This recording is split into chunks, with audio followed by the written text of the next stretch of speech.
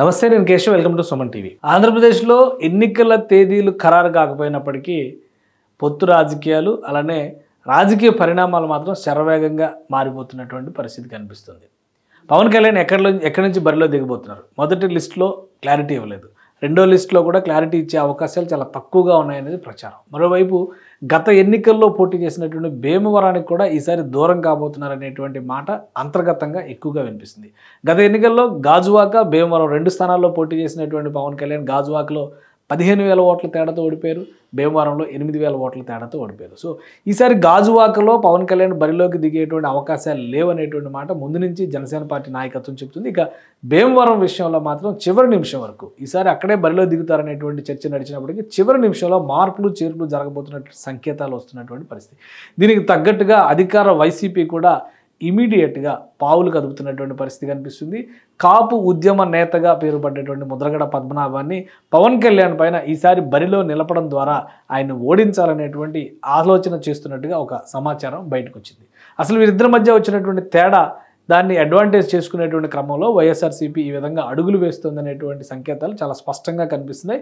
కొద్ది రోజుల క్రితం, అంటే ఒక నెల రోజుల క్రితం పరిస్థితులు కనుక పరిశీలించి చూస్తే సంక్రాంతి పండగ ముందర జనసేన పార్టీలోకి ముద్రగడ పద్మనాభం రాబోతున్నారనేటువంటి ప్రచారం జోరుగా సాగింది. అలానే అయోధ్య రామ మందిరం ప్రారంభోత్సవం తర్వాత పవన్ కళ్యాణ్ నేరుగా ఇంటికి వెళ్ళి మరి ముద్రగడ పద్మనాభాన్ని కలవబోతున్నారనేటువంటి మాట జనసేన పార్టీ నాయకులే చెప్పారు. అయితే అనూహ్యంగా ఇది జరగలేదు. ఎందుకు జరగలేదు అనేటువంటి అంశంపైన మాత్రం ఎవరు కూడా క్లారిటీ ఇచ్చే పరిస్థితి లేదు. అలానే తాడేపల్లిగూడెం సభ తర్వాత పవన్ కళ్యాణ్ చేసినటువంటి ప్రకటనలు 24 సీట్లకే జనసేన పార్టీ పరిమితమై పోటీ చేస్తుందనేటువంటి విషయంలో క్లారిఫికేషన్ ఇచ్చిన తర్వాత Mudragada Padmanabham serious counter letter రాశారు. 24 సీట్లలో బరిలో దిగే లెక్కైతే తన అవసరం లేదనేటువంటి సంకేతాలు ఇచ్చారు. ఈ నేపథ్యంలో ఆయన జనసేన పార్టీలో జాయిన్ కావడం లేదు అనేటువంటి మాటను కూడా ఖరారు చేసేసినటువంటి పరిస్థితి. దీంతో ముద్రగడ పద్మనాభాన్ని తన వైపు లాపుకోవడం ద్వారా వైఎస్ఆర్సీపీ పవన్ కళ్యాణ్కి చెక్ పెట్టాలి, ముఖ్యంగా కాపుల్లో తమదైన శైలిలో ఓటు బ్యాంకును కొల్లగొట్టాలని ఆశిస్తున్నటువంటి పరిస్థితి కనిపిస్తుంది. వాస్తవానికి ముద్రగడ పద్మనాభం ఒకవేళ పవన్ కళ్యాణ్ పైన బరిలో దిగితే ఏం జరగబోతుంది? గత ఎన్నికల్లో భీమవరంలో ఏం జరిగింది? ఎందుకు పవన్ కళ్యాణ్ భీమవరం నుంచి దూరం జరగాలనుకుంటారు? ఒకసారి విశ్లేషించేటువంటి ప్రయత్నం చేద్దాం. భీమవరం నియోజకవర్గానికి సంబంధించినటువంటి హిస్టరీని మనం ఒకసారి పరిశీలించేటువంటి ప్రయత్నం చేద్దాం. గత చరిత్ర అంతా కూడా భీమవరంలో మిక్స్డ్గా కనిపిస్తున్నటువంటి పరిస్థితి. కాంగ్రెస్ తెలుగుదేశం ఈ తరహాలో ఉంది. 94 తర్వాత 2 టర్ములు తెలుగుదేశం పార్టీ కంట్రోల్లో ఉన్నటువంటి నియోజకవర్గం, 83లో పార్టీ స్థాపించినాక 2 సార్లు తెలుగుదేశం కంట్రోల్లో ఉన్నటువంటి నియోజకవర్గం, ఆ తర్వాత 2004, 2009లో కంప్లీట్గా కాంగ్రెస్ కంట్రోల్లో ఉన్నటువంటి తెలుగుదేశం, మళ్ళీ 2014లో తెలుగుదేశం కంట్రోల్లోకి వచ్చింది. 2019లో ఇక్కడ ఈక్వేషన్ మారింది. సో 2009 నుంచి మనం ఒక ప్రమాణంగా కనుక తీసుకుని చూస్తే పులపర్తి రామాంజనేయులు ప్రజారాజ్యం పార్టీ వేవ్ను కూడా తట్టుకొని అక్కడ కాంగ్రెస్ పార్టీ అభ్యర్థిగా 22,000 పైచిలకు ఓట్ల మెజారిటీతో 2009లో గెలుపొందినటువంటి పరిస్థితి. ప్రజారాజ్యం పార్టీ నుంచి వేగేశ్న సూర్యనారాయణరాజు బరిలో దిగారు. ఇక టీడీపీ నుంచి గాదిరాజు సత్యనారాయణరాజు బరిలో దిగారు. కానీ ఇద్దరిని ఓడించడం ద్వారా అంజిబాబు ఇక్కడ విజయ బావుట ఎగరేసినటువంటి పరిస్థితి. సో 2014 వచ్చేసరికి రాష్ట్ర విభజన జరిగినటువంటి నేపథ్యంలో అంజిబాబు పార్టీ మారారు. తెలుగుదేశం పార్టీ అభ్యర్థిగా 2014లో, అంటే ఉమ్మడి అభ్యర్థి 2014లో జరిగినటువంటి పరిణామాల్లో అన్ని పార్టీలు కలిసి పోటీ చేసినాయి కాబట్టి బీజేపీ, జనసేన, తెలుగుదేశం 3 కూటమిగా పోటీ చేసినటువంటి క్రమంలో 13,000 ఓట్ల మెజారిటీతో గెలుపొందారు అంజిబాబు. గ్రంథి శ్రీనివాస్ వైఎస్ఆర్సీపీ అభ్యర్థిగా ఓటమి పాలైనటువంటి పరిస్థితి. ఇక 2019లో ఏ పార్టీకి ఆ పార్టీ విడివిడిగా పోటీ చేసింది. ఈ సమయంలోనే అనూహ్యంగా పవన్ కళ్యాణ్ తెరపైకి వచ్చారు. జనసేన పార్టీ అభ్యర్థిగా తన అభ్యర్థిత్వాన్ని భీమవరం నుంచి ఆయన లిస్టులో పెట్టుకున్నారు. అయితే ఇక్కడ అనూహ్యమైనటువంటి పరిణామం ఏంటంటే గ్రంథి శ్రీనివాస్ వైఎస్ఆర్సీపీ అభ్యర్థిగా 70,000 ఓట్లు దక్కించుకుంటే పవన్ కళ్యాణ్ జనసేన పార్టీ అభ్యర్థిగా 62,285 ఓట్లు దక్కించుకుంటే రామాంజనేయులు సిట్టింగ్ ఎమ్మెల్యే ఆయన 54,000 పైచులకు ఓట్లు దక్కించుకున్నారు. సో ఈ చీలిక అనేది చాలా ఘోరంగా పవన్ కళ్యాణ్ దెబ్బతీసింది. గ్రంథి శ్రీనివాస్ని గెలిపించింది.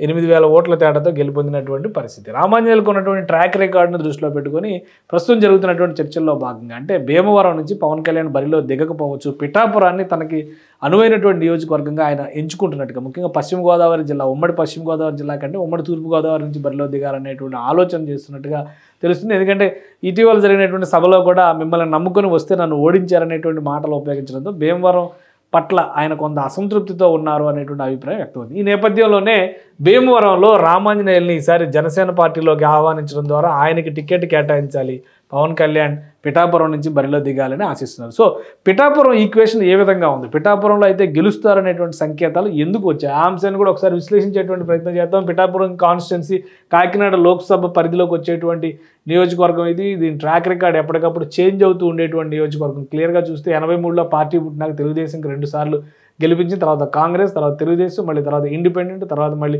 బీజేపీ, తర్వాత మళ్ళీ ప్రజారాజ్యం పార్టీ, తర్వాత మళ్ళీ ఇండిపెండెంట్, మళ్ళీ వైఎస్ఆర్ కాంగ్రెస్. అంటే ఒక నిలకడ లేనటువంటి తీర్పు ఉన్నట్టుగా ఇక్కడ సంకేతాలు కనిపిస్తుంది. కానీ కాపు ఓటు బ్యాంకుకు మాత్రం ఇదొక బలమైనటువంటి కంచుకోట అనేటువంటి అభిప్రాయం చాలా స్పష్టంగా ఉన్నటువంటి పరిస్థితి. 2004లో పెండెం దొరబాబు గెలుపొందారు భారతీయ జనతా పార్టీ అభ్యర్థిగా. అప్పుడు తెలుగుదేశం బీజేపీ పొత్తులో ఉన్నటువంటి నియోజకవర్గం పిఠాపురం. అందువల్ల ఆయన ఈజీగా గెలవగలిగినటువంటి పరిస్థితి ఉంది. సో 2009 నుంచి మనం ఈక్వేషన్స్ను ఒకసారి అంచనా వేసుకొని చూద్దాం పిఠాపురంలో పరిస్థితి ఏంటనేది. 2009 చాలా కీలకమైనటువంటి సీట్ సందర్భంగా మనం చూడాల్సి ఉంటుంది. అక్కడ 2009 ఎన్నికల్లో వంగ గీత, ప్రస్తుతం ఆమె కాకినాడ ఎంపీగా ఉన్నారు.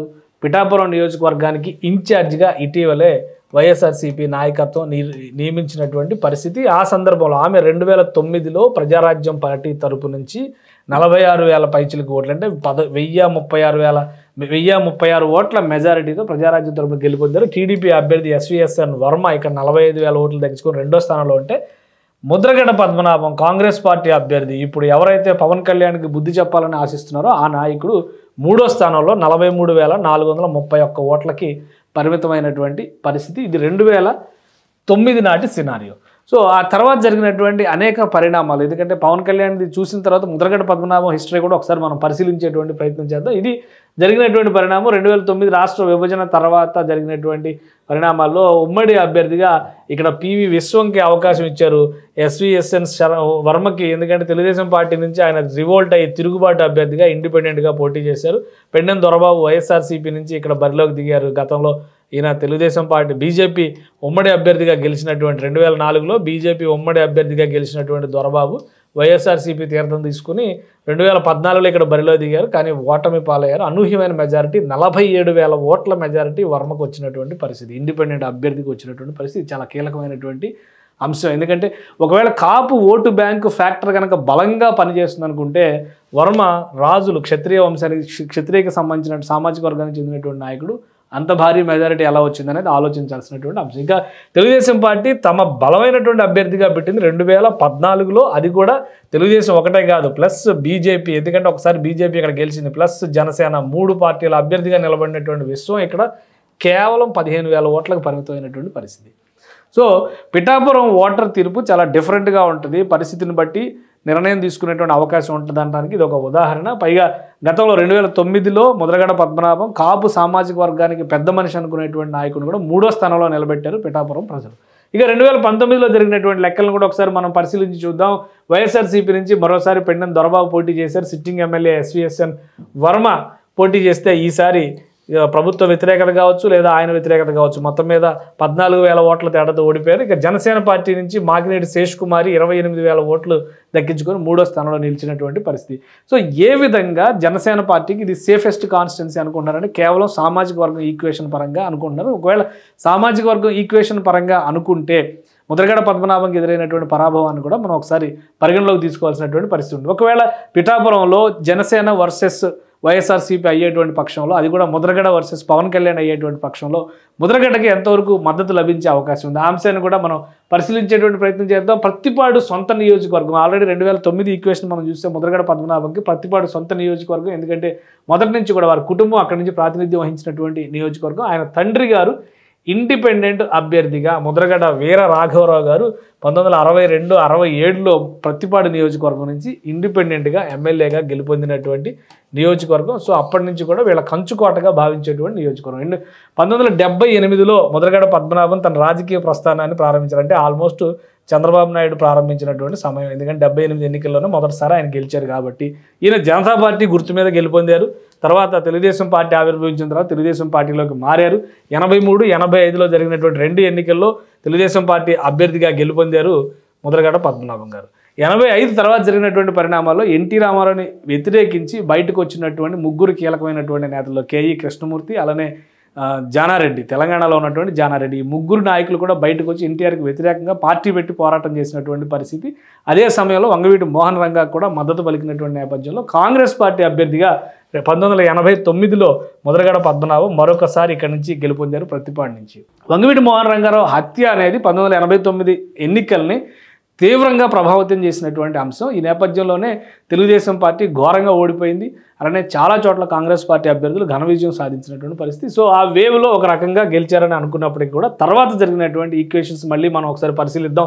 94లో పర్వత సుబ్బారావు, 99లో పర్వత బాపరమ్మ, అంటే ఇక్కడ ఓడిపోయినటువంటి దీని తర్వాత 89 తర్వాత జరిగినటువంటి ఎన్నికలు. ఎందుకంటే ఇక్కడ తెలుగుదేశం పార్టీ అప్పుడు ఎన్టీఆర్ హయాంలో భారీ మెజారిటీతో గెలిచింది. 99లో టీడీపీ బీజేపీ ఈక్వేషన్లో ఇక్కడ పొత్తులో భాగంగా పర్వత బాపరమ్మ గెలుపొంది. తర్వాత 2004లో వరుపుల సుబ్బారావు గెలుపొందినటువంటి పరిస్థితి కాంగ్రెస్ పార్టీ అభ్యర్థిగా. మళ్ళీ 2009లో పర్వత సత్యనారాయణమూర్తి గెలుపొందారు. 2009లో ప్రజారాజ్యం వేవ్ను కూడా తట్టుకొని మళ్ళీ ఇక్కడ టీడీపీ గెలుపు జెండా ఎగరేసినటువంటి పరిస్థితి. ఇక ఈ ఈక్వేషన్స్ని చూసినటువంటి క్రమంలో మనం ఒక్కసారి హిస్టరీని ఒకసారి మళ్ళీ పరిశీలించాల్సి ఉంటుంది. ఎందుకంటే 1994లో ఏం జరిగింది, ముద్రగడ పద్మనాభం సిట్టింగ్ ఎమ్మెల్యేగా ఏం చేశారనేటువంటి అంశాన్ని కూడా మనం ఒకసారి పరిశీలించాలి. సిట్టింగ్ ఎమ్మెల్యేగా 1994 ఎన్నికల్లో బరిలో దిగినటువంటి ముద్రగడ పద్మనాభం మరొకసారి ఓటమి పాలైనటువంటి పరిస్థితి. సొంత నియోజకవర్గం ప్రత్తిపాడు నియోజకవర్గంలో పర్వత సుబ్బారావు 68,000 ఓట్లు, అంటే సుమారు 40,000 పైచిలకు ఓట్ల తేడా, 20,000 పైచిలకు ఓట్ల తేడాతో ఇక్కడ ముద్రగడ పద్మనాభం గారిని సొంత నియోజకవర్గంలో ఓడించినటువంటి పరిస్థితి. ఆ తర్వాత ఆయన 1994లో ఈ ఓటమి తర్వాత ఎట్టి పరిస్థితుల్లో మళ్ళీ ప్రత్తిపాడు నియోజకవర్గం నుంచి తాను పోటీ చేయననేటువంటి శపథాన్ని ముద్రగడ పద్మనాభం గారు చేశారు. ఆ నేపథ్యంలో అప్పటి నుంచి ఆయన అక్కడి నుంచి బరిలోకి దిగినటువంటి పరిస్థితి లేదు. 2009లో జరిగినటువంటి ఎన్నికల్లో మొదటిసారిగా మళ్ళీ ప్రజారాజ్యం పార్టీ, ప్రధానంగా ప్రజారాజ్యం అంటే చిరంజీవి గారు ఆయన కుటుంబానికి పూర్తి వ్యతిరేకి అనేటువంటి ముద్ర పడినట్టుగా మనం చూడాల్సి ఉంటుంది, కాపు ఉద్యమకారుడు అయినప్పటికీ కూడా. సో మళ్ళీ అప్పుడు పిఠాపురం నుంచి బరిలోకి దిగి పిఠాపురంలో ఓటమి పాలయ్యారు. అయితే ఈ సందర్భంలో అంటే 1994లో ఓటమి తర్వాత పూర్తిగా రాజకీయాలకు దూరం అయ్యారా ముద్రగడ పద్మనాభం గారు అంటే లేదు. ఎందుకంటే తర్వాత జరిగినటువంటి పరిణామాల్లో భారతీయ జనతా పార్టీలో చేరారు. కొన్నాళ్ల పాటు భారతీయ జనతా పార్టీ తరఫున పనిచేశారు. కానీ 1999లో మళ్ళీ తెలుగుదేశం పార్టీలో చేరి కాకినాడ ఎంపీ అభ్యర్థిగా తెలుగుదేశం గుర్తుపైన పోటీ చేసి, అప్పుడు ఎన్డీఏ కూటమిలో తెలుగుదేశం పార్టీ ఉంది, అంటే బీజేపీ తెలుగుదేశం ఉమ్మడి అభ్యర్థిగా 1999లో ఆయన కాకినాడ ఎంపీ అభ్యర్థిగా పోటీ చేశారు. అక్కడి నుంచి గెలుపొందినటువంటి పరిస్థితి. ఒకసారి ఆ డేటా కూడా మనం చూసేటువంటి ప్రయత్నం చేద్దాం. కాకినాడ ఎంపీ అభ్యర్థిగా 1998లో అప్పుడున్న రాజకీయ పరిణామాల్లో బహుశా తెలుగుదేశం భారతీయ జనతా పార్టీకి పొత్తు లేదు, కానీ 99లో పొత్తు ఉంది. 99లో పొత్తులో భాగంగా 99 ఎన్నికల్లో ముద్రగడ పద్మనాభం గారు తెలుగుదేశం అభ్యర్థిగా బరిలోకి దిగారు. 1,21,000 ఓట్ల మెజారిటీతో కాకినాడ ఎంపీగా గెలుపొందారు. ఇక్కడ కాకినాడ ఎంపీ సీట్ ఇది. అంతకు ముందర ఈ సీట్ నుంచి కృష్ణరాజు గారు రిప్రజెంట్ చేశారు, కానీ ముద్రగడ పద్మనాభం గారు పొత్తులో భాగంగా ఈ సీట్ని టీడీపీ తీసుకుంది. ముద్రగడ పద్మనాభం గారు తెలుగుదేశం పార్టీలో చేరారు. ఇప్పుడు ఉన్న రాజకీయాల్లో ప్రస్తుతం తెలుగుదేశం అంటే పూర్తిగా గిట్టని వ్యక్తిగా ముద్రగడ పద్మనాభం గారిని మనం చూస్తున్నటువంటి పరిస్థితి ఉంది. కానీ చంద్రబాబు నాయుడు నాయకత్వంలో ఉన్నటువంటి తెలుగుదేశంలో 99లో ఎంపీగా గెలుపొందారు. కానీ తర్వాత జరిగినటువంటి ఎన్నికల్లో కనుక మళ్ళీ మనం చూస్తే 2004 ఎన్నికల్లో కాంగ్రెస్ పార్టీ దేశవ్యాప్తంగా యూపీఏ ప్రభుత్వం ఏర్పడింది, ఏపీలో రాజశేఖర రెడ్డి ప్రభుత్వం ఏర్పడింది. సో ఆ నేపథ్యంలో చూస్తే 2004 ఎన్నికల్లో ముద్రగడ పద్మనాభం గారు తెలుగుదేశం పార్టీ అభ్యర్థిగా బరిలోకి దిగి పల్లంరాజు గారి చేతిలో ఓటమి పాలైనటువంటి దాదాపు 60,000 ఓట్ల తేడాతో ఓటమి పాలైన 57,252 ఓట్ల తేడాతో ఓడిపోయినటువంటి పరిస్థితి. అంటే ఇక్కడ కూడా టీడీపీ ప్లస్ బీజేపీ అభ్యర్థి ఉమ్మడి అభ్యర్థిగానే ఇక్కడ బరిలో దిగారు. సో 2004లో జరిగినటువంటి లెక్కలు ఇవి. 99 నుంచి 2004 వరకు 5 ఏళ్ల పాటు తెలుగుదేశం పార్టీ అభ్యర్థిగా ఉన్నారు. 2004లో ఓడిపోయిన తర్వాత జరిగిన పరిణామాల్లో బహుశా 2006 నుంచి ఆయన వ్యూహం మారింది.